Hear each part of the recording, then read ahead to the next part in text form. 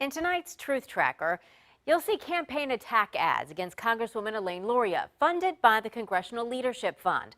The fund has spent $2.9 million against Luria. That's more than what her opponent, Scott Taylor, had raised for his own campaign. As Andy Fox reports in tonight's Truth Tracker, the money spent in support of Scott Taylor is evidence Republicans think they can win back the seat. These are the final commercials before Election Day. We are looking at what is true and what is not.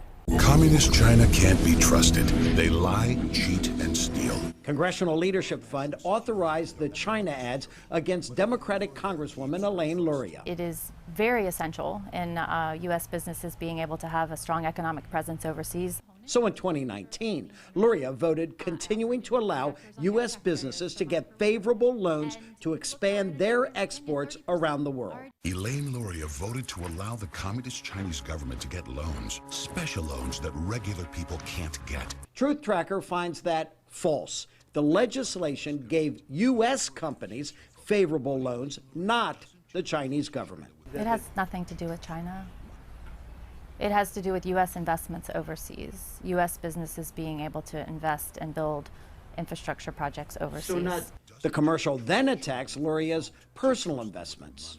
Luria's invested over $250,000 in a Chinese company, blacklisted for counterfeiting. Truth Tracker finds that true. The Chinese company is stock exchange listed Alibaba, a Chinese e-commerce giant. Finds it true Alibaba is listed for selling counterfeit products, and finds it true Luria owns at least $250,000 worth of Alibaba stock. The FEC reports have a range, so the range I think it was between 250 and 500 was the range for that particular type of asset. Luria would not pinpoint value due to market fluctuations. Her challenger, Scott Taylor, whom she defeated in 2018, made her Alibaba holdings a campaign issue in last week's debate. She personally invested in Chinese manufacturing. She chose China over America. That is unconscionable for a U.S. congressperson to do that. I'll always bet on America. He's questioning my patriotism, that I wouldn't fight and die for America, that I didn't wear the uniform in the U.S. Navy for 20 years. That is disgusting. It's a disgusting attack, and it's unfounded. Elaine Luria trusts China, so you can't trust Elaine Luria. In the end, Truth Tracker finds that claim false. Elaine Luria can be trusted. I'd rather fix something than replace it. In Luria's commercial, she's fixing things. Like Scott Taylor's tax bill vote. He gave huge tax breaks to the wealthiest 1%.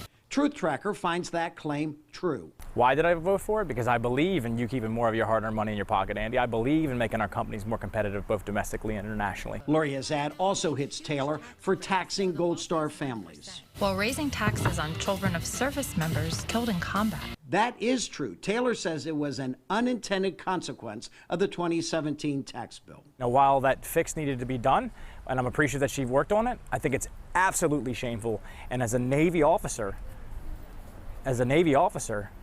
it's far beneath her, and it's a damn shame that she would capitalize on their pain for her political agenda.